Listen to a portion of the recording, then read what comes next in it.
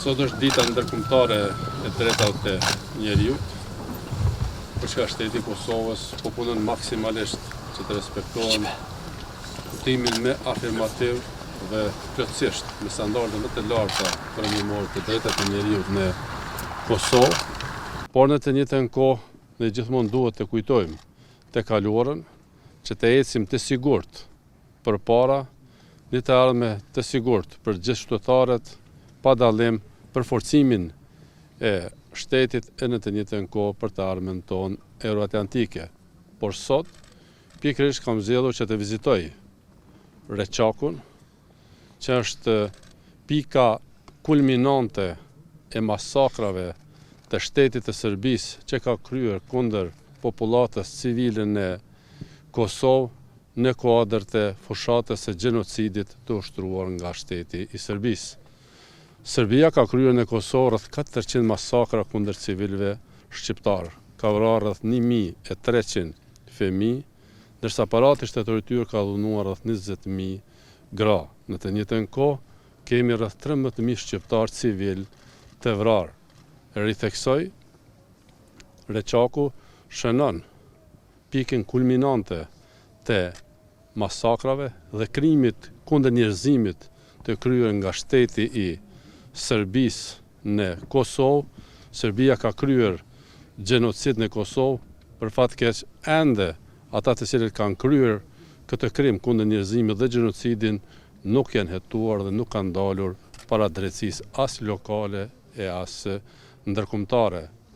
E ardhmja nuk ndërtohet duke mohuar krimet e madje duke i etiketuar apo fyer edhe të vrarët civil në Kosovë, siç mund të ndodhë edhe ndonjë tjetër që kanë kryer krime anë kënd edhe në Bosnjë edhe në Kroaci. E ardhmja ndërtohet vetëm duke pranuar përgjegjësinë e në të njëjtën kohë duke kërkuar falje leadershipi i Serbisë për krimet që ka kryer në shtetin e Kosovës. Për fat keq, duhet të them me zgjenim se edhe heshtja e ndërkombëtarëve dhe mos vizita tyre, sidomos këtu në Reçak, që është, e theksoj, pika kulminante e masakrat e shtetit të Serbisë, ja ka hapur gojen dhe ka amnistuar në një formën tjetër edhe leadershipin aktual të Serbisë që të pretendoj me krenari të mohoj krimet kundër njerëzimit dhe gjenocidin në Kosovë.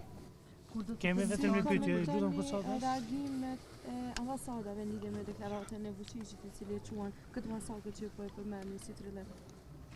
Unë dëshiroj të falenderoj ambasadën e Zvicrës që ka qenë shumë e qartë në formulimet e veta sa për këtë masakrës në Reçak, ndërsa duhet të theksoj se krimi i kryer në Reçak, pra krimi kundër njerëzimit i vlerësuar dhe nga ambasadori Walker dhe Bashkia Ndërkombëtare, në atë kohë është krim, është masakër dhe nuk është event. Event është edhe një ndeshje futbollistike, edhe një reception, është edhe një nej muhabetit lirë. Këtu si ndesh dy grupe simpatizantësh sportiv, por ka qenë një ushtri udhëhequr dhe dirigjuar nga leadershipi i Serbisë që ka kryer krim, ka kryer masakër kundër popullatës civile, kundër njerëzve civil. Prandaj ritheksoj edhe heshtja dhe mos vizita e ndërkombëtarëve këtu për të hedhur nga një lule respekti për ata fëmijë, gra dhe pleq që i vra në një formë tjetër i ka hapur gojen dhe i ka krijuar një amnisti dhe ka trimëruar Serbinë për të pretenduar për të mohuar krimet e kryera në Kosovë, gjenocidin e kryer në Kosovë. Faleminderit shumë. President, kur do të rresni seancën konstituive?